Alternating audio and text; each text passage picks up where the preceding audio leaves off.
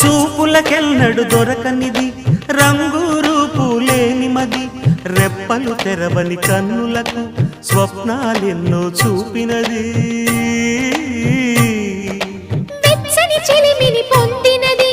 వెన్నెల కళగల నిండుమది కాటుక చీకటి రాత్రికి బాటను చూపే నేస్తమది చేతికి ఆదని జాబిలిలా కాంతులు పంచే మణిదీపం కొమ్మల చాటున